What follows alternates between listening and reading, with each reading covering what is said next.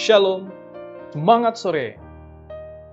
Berjumpa kembali dalam program Buka Sabat bersama EHM, bersama saya, Pendeta Muda Raymond Syahat. Dan pada sore hari ini, menjelang pembukaan Sabat, saya rindu untuk membagikan satu ayat dari firman Tuhan di dalam Kisah Rasul pasal 16 ayat 34. Dikatakan, dan ia sangat bergembira bahwa ia dan seisi rumahnya telah menjadi percaya kepada Allah. Kalau kita membaca di dalam Kisah Rasul pasal ini dan di ayat ini, tentunya kita mengingat bagaimana pelayanan penginjilan yang dilakukan oleh Rasul Paulus dan juga Silas. Mereka menghadapi banyak sekali tantangan, khususnya dalam membawakan pekabaran kebenaran Injil. Ketika saat itu mereka di dalam penjara, di tengah-tengah kegelapan dan sel penjara yang sangat dingin, Paulus dan Silas berdoa kepada Tuhan, dan mereka memuji Tuhan. Seketika itu juga, maka Tuhan menyelamatkan mereka, sehingga mereka boleh terbebas dari sel tahanan atau sel penjara tersebut. Di saat Paulus dan Silas terbebas, mereka tidak pergi. Mereka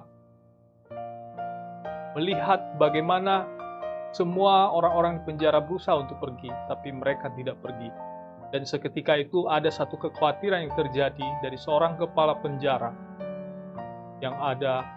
Mereka mengatakan kepada Paulus, kepala penjara Filipi, bahwa ini adalah satu hal yang membuat kekhawatiran yang luar biasa kepada kepala penjara. Celakalah, akan mau mati rasanya.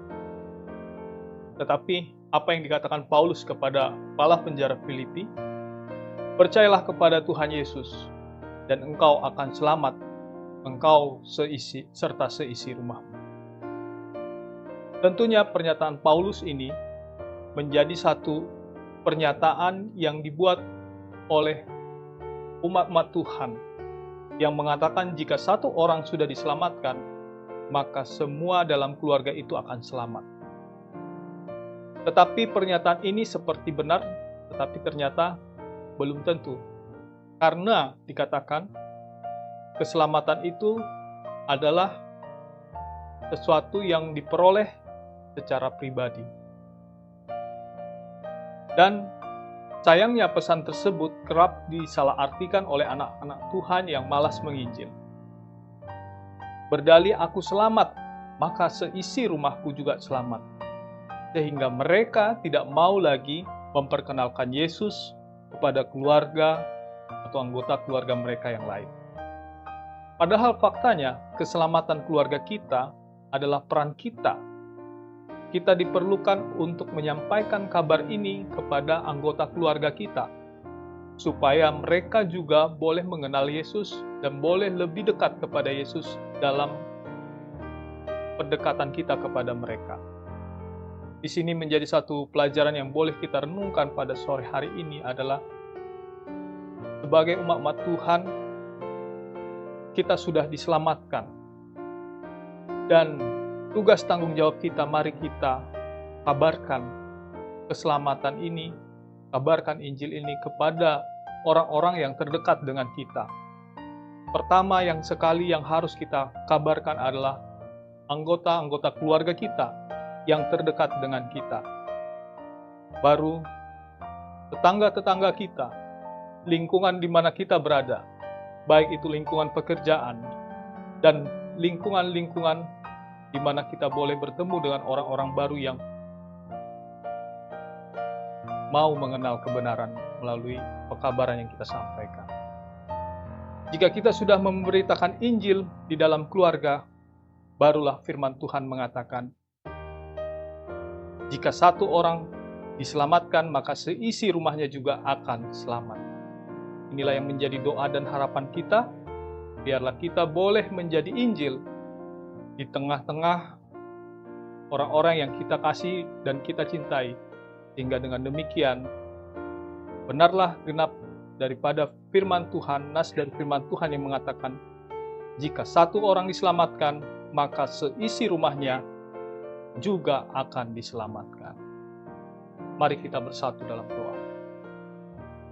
Bapa kami di sorga, terima kasih pada sore hari ini, pada waktu yang terbaik, memasuki hari Sabat Tuhan, kami diingatkan kembali untuk menjadi saluran kebenaran di tengah-tengah orang-orang yang kami kasih, khususnya kepada keluarga kami.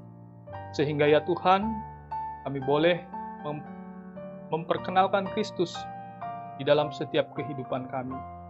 Dan kami rindu anggota keluarga kami boleh mengenal kebenaran, sehingga dengan demikian mereka boleh menerima Yesus sebagai Tuhan dan Selamat pribadinya.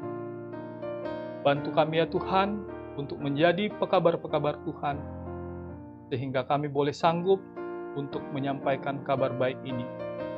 Terima kasih Bapa, diserahkan sepenuhnya hidup kami ke dalam tangan Bapa. Biarlah kiranya tuntunan Tuhan boleh menjadi bahagian kami pada sore hari ini menjelang waktu pembukaan hari Sabat. Terpujilah nama Tuhan sampai selama-lamanya.